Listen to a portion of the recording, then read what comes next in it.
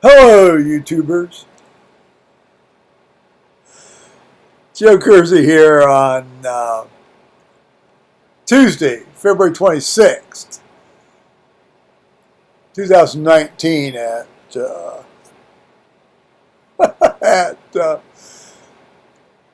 18:20 in the afternoon or evening, Eastern Time.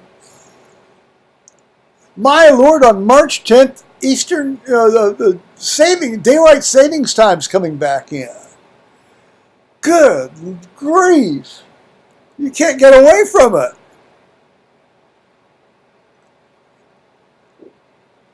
So I guess I'll be getting up in the dark again. Okay.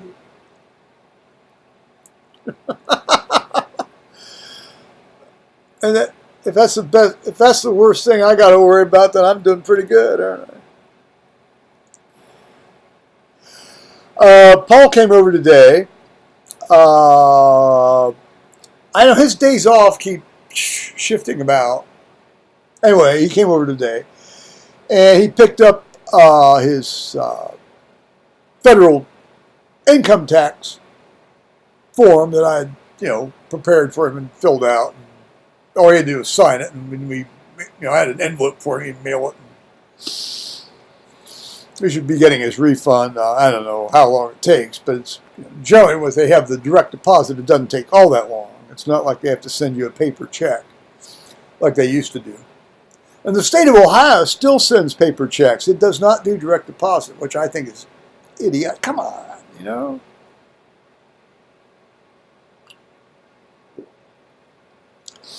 But in any case, he was able to collect that and sign it. And then he talked to me about some other financial situations he's in. Not so much about, not having enough money, although that was part of it. But having, he's got a couple. He actually has a couple of assets that he could use to generate additional income, which I don't know how much he spends time thinking about this stuff, but I always spend a great deal of time thinking about money all my life. I grew up in a very frugal family, and you've seen me how I live. Occasionally I'll splurge out a bit. But, that's the way it is. That's just my style. That's my way. Other people have other ways. That's fine too. Anyway, so we discussed some things, and he wanted me to write a letter for him about one of these matters, and I did. And he signed it, and then we got it ready to mail off. Okay. And he says, what can I do for you now? I said, you go down to the truck. Because I just run out of, one of my boxes of wine. I said, you go down to the truck and get me another box of wine, which he did. God bless him. So he might, he may be in a situation where he'll be able to generate some income for himself off some of the stuff that, it's amazing how much $250 a month makes a huge difference for people. It really does. My now deceased ex-wife had a municipal bond fund that tossed off about $220 a month for her for years. And every time she talked to me about it, she always told me I was an asshole for putting her or suggesting that she go into it. Hell, she could have pulled out of it. It's her money. But she stayed in it, and $2,700 a year. tax-free income there, Faith, you know. You asshole. You don't know what you're talking about. Okay, fine. Go with God, you know.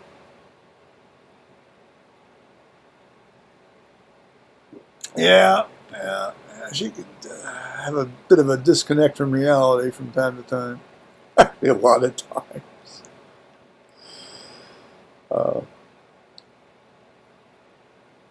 Yes. We never know where we stand when the night falls and the lights are turned off and the mind takes hold. So we'll just have to see where we go. Anyway, so he got off on his way. Hopefully, okay, he was telling me some hotel stories, which were actually fairly articulate and well narrated today, which is encouraging because sometimes they're not. And you know, and they have. It's an interesting place. I read a thing the other day. Well, it was 2 days ago now. Excuse me. A fellow said that he had decided to retire, not until like a rest home, you know, but he was going to retire to a Holiday Inn and use a senior discount and an extended stay discount. And basically, he says, "I'm just going to stay at a Holiday Inn for the rest of my life. You know, it's $58 a day." He and his wife, I guess. You know, I don't think they charge extra for the wife. He says, "You want to go to the airport and have a nice meal? Take the shuttle, go to the airport, have a nice meal." You know, they've got nice restaurants out in airports. They do actually, some of them. He's in Texas, so I imagine they do. You know, you want to, you know, just, you know, they got free breakfast. They've got, you know, like pools and stuff. You know, bring the grandchildren in. You know, they can swim in the pool. Sounds like a great idea. I thought, hell, I think, shit, I just go down the road. You know, I don't think I'm going to do that, but I thought that was a very reasonable idea for this man was espousing. This was in the Wall Street Journal, or maybe the Daily Mail. The Daily Mail won't let me comment anymore. They got pissed off at me. The militant atheists decided they hated me, so they banned me. I've been banned from the Daily Mail by the militant atheists.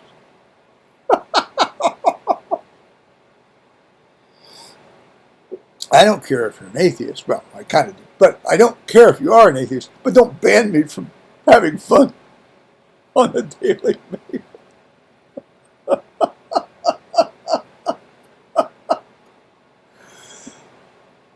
No, I've never been one of these guys that wants to go out and cram my religion down people's throats. I'll talk about it freely, but that's not me cramming it down people's throats.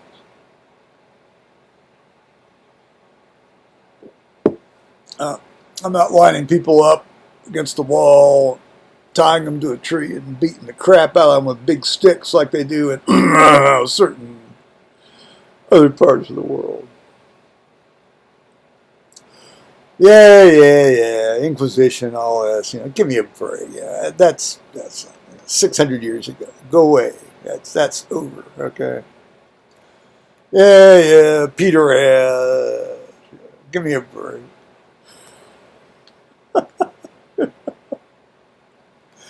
So I read in church on Sunday. That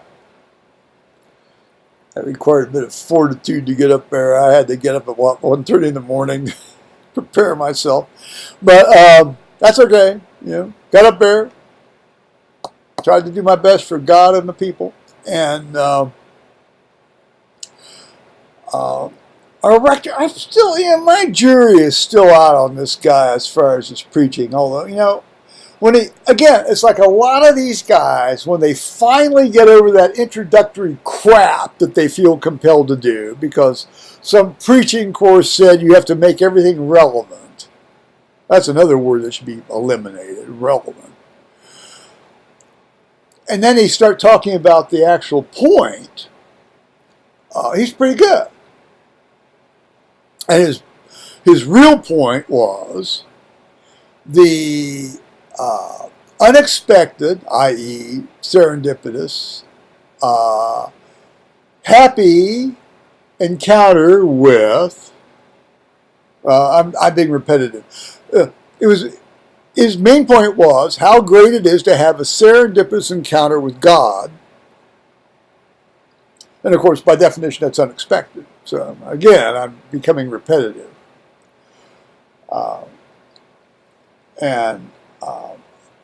This was in relationship to the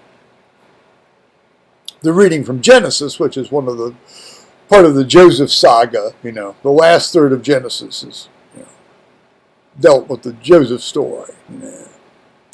Being sold down into Egypt and becoming Pharaoh's advisor and this, that, and the other. And ooey. Which I've always found just boring beyond belief. But nonetheless, his point was that, as Joseph was pointing out in the reading, in the lectionary reading, to his brothers, don't worry about selling me into Egypt because God sent me here for a reason. Okay. So, an unexpected encounter with God. And so then he developed into a fairly good sermon on that. What I was more actually interested in hoping he would preach on was the Luke 6 portion of the Sermon on the Plain, which is essentially the equivalent to Matthew's Sermon on the Mount. But he didn't preach about that. He preached on Genesis and Joseph's serendipitous encounter with God, which is fine too. I can't remember what TV show or movie or social event he had led in with. He may have even mentioned the damn Oscars or something. I don't know. Well, no, I guess those were Sunday night, I guess.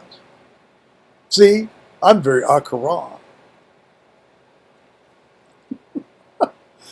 What a bunch of crap. The Oscars. Give me a break. GMAB. All right. Well, I think you all know about my general attitude toward that kind of stuff. Well, no, the bishop, he said Bishop Breidenthal is coming on March 10th. But in the latest newsletter that came out today, it seems Bishop Price is coming back on March 10th. I think Bishop Breidenthal is afraid to come back to us because most of us at St. Peter's are so fucking pissed off at Bishop Breidenthal for what he did to us during the transition period. That has nothing to do with Terry Howland. Terry Howland was a good interim rector, but he had a shitty job. I don't know. Somewhere along the line, somebody really screwed the pooch on our transition period. Well, I've said that before, but in any case, Bishop Price is coming back on the 10th. Well, it doesn't sound like they're having one service. They're having two services. I might actually go up there on 8 o'clock on March 10th and hear Bishop Price, because I get a kick out of Bishop Price. He's fun. On the other hand, he's the one that gave us Bishop Jeffer Shuri, she who does not believe in the resurrection, as presiding bishopess for 9 years. Engineered her election at the convention in Columbus. So I have mixed feelings about all this nonsense.